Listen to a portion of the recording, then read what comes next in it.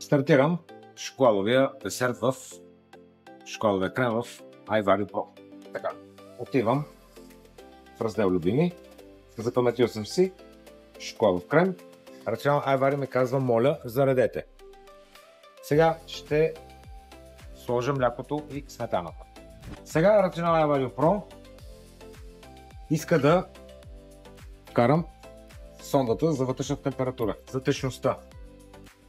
Слагам, поставя на където в течността и потвърждавам. Но защо избрах този десерт?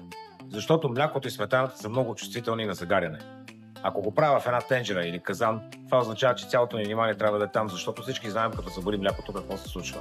В този случай ви показах преди малко как имаме мощност и сила. Сега тук Rational iVario Pro може да бъде много джентъл.